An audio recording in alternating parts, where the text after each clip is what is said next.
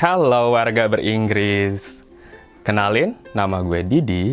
Di sini gue adalah content creator untuk YouTube channel Beringgris Ria.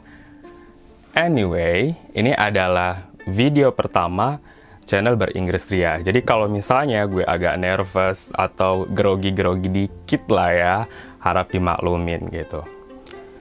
So, kenapa akhirnya gue mutusin buat bikin channel Beringgris Ria gitu? Ada yang nanya gitu nggak?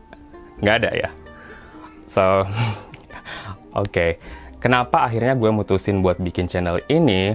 Karena gue itu sebenarnya kayak pengen banget sharing seputaran tips belajar berbahasa Inggris gitu. Gimana caranya gue belajar bahasa Inggris biar bisa ngomong bahasa Inggris gitu. Karena kayak di awal-awal, gue sebagai orang Indonesia juga cukup struggle dalam belajar bahasa Inggris. Kayak gue terlalu banget mikirin grammar. Terlalu banyak ngapalin vocabulary gitu. Yang sebenarnya vocabulary itu gak gue pakai gitu dalam percakapan sehari-hari. Dan gue juga terlalu musingin formula-formula tenses gitu. At the end, kalian bisa tebak, gue nggak berani sama sekali buat ngomong bahasa Inggris karena kayak terlalu pusing banget buat mikirin tetek bengek struktural tadi gitu. Nah, atas dasar itulah gue coba membuat channel Beringgris Ria ini. Semoga bisa membantu para warga Beringgris Ria buat lebih pede untuk belajar dan ngomong bahasa Inggris. Oke. Untuk video pertama Beringgris Ria ini, we are gonna learn how to use preposition in, on, dan at di dalam bahasa Inggris. Biasanya, kita sering kan menemukan 3 preposisi ini di dalam bahasa Inggris. Tapi kadang kita cukup kesusahan kapan pemakaian 3 preposisi tersebut. Nah, secara umum, di dalam bahasa Inggris, biasanya kita menggunakan at untuk menyatakan di suatu titik. In digunakan untuk menyatakan di area atau ruangan tertutup. Sedangkan on untuk menyatakan di permukaan. Oke, biar lebih gampang, kita coba ke contoh ya. At untuk menyatakan di suatu titik. Misalnya, at the corner, di pojokan.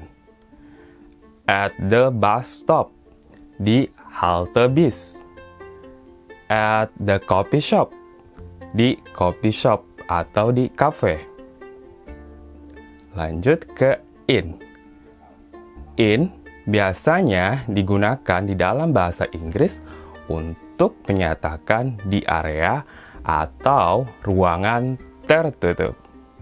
Misalnya, in the kitchen, di dapur. In the garden, di kebun. In Indonesia, di Indonesia. Oke, yang terakhir, on.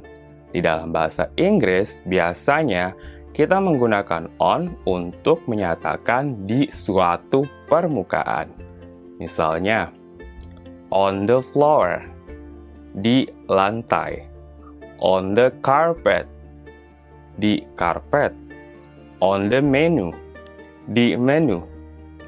Nah, itu aja sebenarnya 3 penggunaan preposisi in, on, dan at di dalam bahasa Inggris. Tapi, itu hanya secara umum saja. Kita juga harus ingat ada beberapa pengecualian tergantung situasi dan kondisinya. Oke, mungkin cukup itu saja video pertama dari Beringgris Ria ini. Sebelum gue tutup, jangan lupa di like, komen, dan di share video ini kepada seluruh warga Beringgris Ria supaya makin pede ngomong bahasa Inggris. See you on the next video. Bye-bye!